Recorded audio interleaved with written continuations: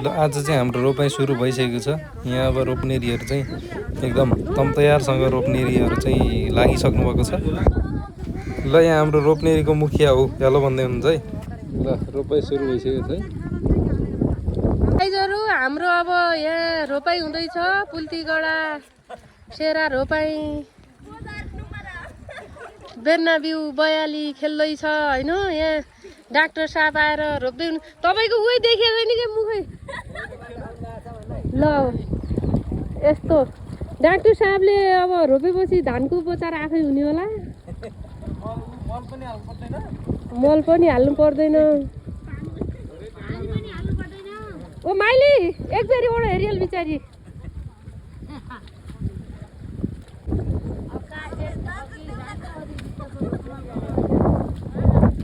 हाम्रो आदरणीय अङ्कल बस्नुभएको छ। ल रु ल ल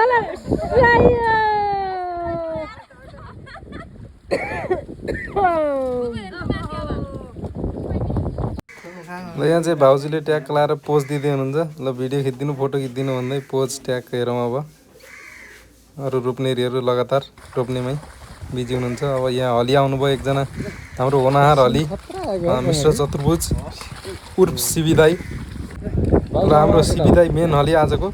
अनि तारे बल्ल र माले बल्ल सहित एकदम धमेकदार पाराले चाहिँ यहाँ हलो जोत्दै हुनुहुन्छ।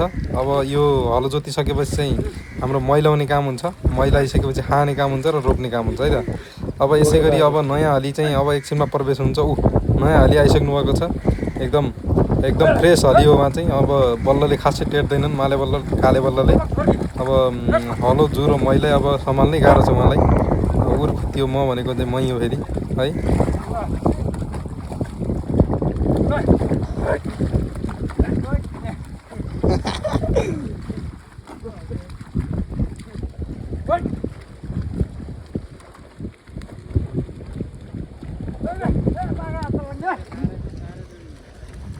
ल तल्लो बारीमा पनि लगातार दुईटा हल बल्लहरू चाहिँ लगातार हाम्रो जोत्ने काम भइरहेको छ र तलबाट रोप्नेहरू पनि माथि आउने काम भइरहेको छ। यो चाहिँ हाम्रो कालीकोटको राजकोटको वास्तोलाको हाम्रो रोपाइ हो र लगातार यसरी नै हरेक वर्ष असारको सिजनमा चाहिँ हामीले यसरी रोप्ने गर्छौँ। यसरी नै यहाँको चलन धेरै पहिलादेखि चलिआएको छ। अहिले ट्र्याक्टरहरू तथा मोडर्न एग्रिकल्चरल सामग्रीहरू चाहिँ यहाँसम्म आइपुगेको छैन। अब कतै कतै छ तर यहाँ चाहिँ अब ल्याउनलाई गाह्रै हुन्छ र हाम्रो परम्परा नै यही भएको हुनाले यही नै अहिले चलिरहेको छ। ल अब यसै गरी नयाँ हली चाहिँ प्रवेश गरिसक्नु भएको छ फिल्डमा हैन।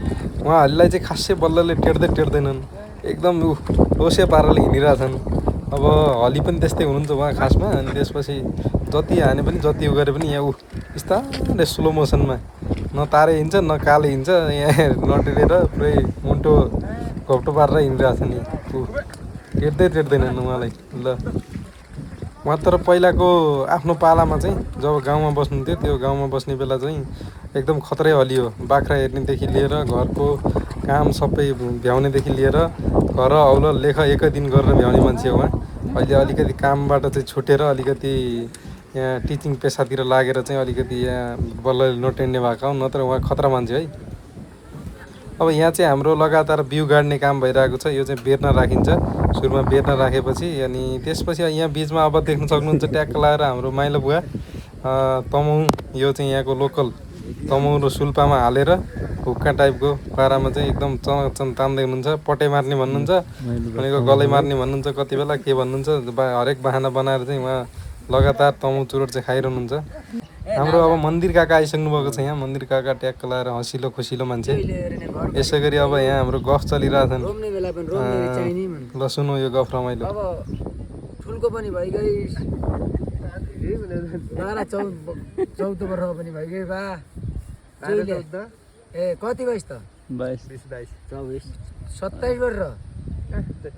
अब त पाउँदैन बाबु। 27 वर्ष भइगइस। 28 ओब्रे बा काई टोके मैले पाए काई पाउला बाबु नत्र पाउँदैन। कहिले ल्याउँदा भनिस्? न अब्री पाइन्छ न तली पाइन्छ। कर्मचारी अब नल्याउने भनिस्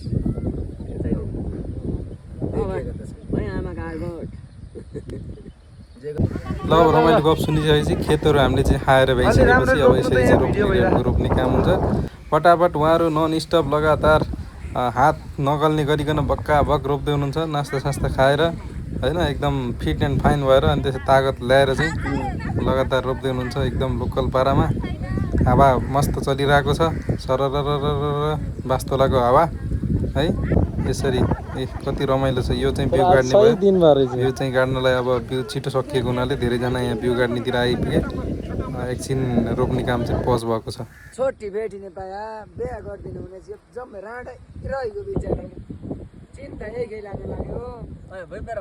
छोटी देखेपछि डगुडी जाँदो बिचरा छोटी छन् अरे उता आप डाक्टर साहबले भने नि आप बाबु कुरा भइएको कुरा भए अठर लाग्यो ल्याउँदैन नि त बा रोम्नेरी चाहिएकी छन् ओइ ल्याप घर आएका। ल अब रमाइलो गफपछि हामी चाहिँ यसो रिफ्रेसमेन्टको लागि गुइँयालो भन्ने हुन्छ, गुइँयालो खान चाहिँ हामी आइरहेका छौँ। जङ्गलतिर ट्याक्क गुइँयालो पाकेको रहेछ, मस्त एकदम मिठो हुन्छ गुइँयालोको बोटबाट ट्याक ट्याक टिपेर म चाहिँ 2 हातले फटाफट खाइदिइरहेको छु। धेरै पछि गुइँयालो खाएको रमाइलो भयो। यो चाहिँ यहाँको कालीकोटको अर्ग्यानिक गुइँयालो हो। यसरी चाहिँ गुइँयालो खाएर हामीले चाहिँ दिनको अन्त्य गरेका छौँ र यसपालिको असारको सिजन यसरी नै सकिएको जानकारी गराउन चाहन्छु। धन्यवाद। सब्सक्राइब गरिदिनु होला।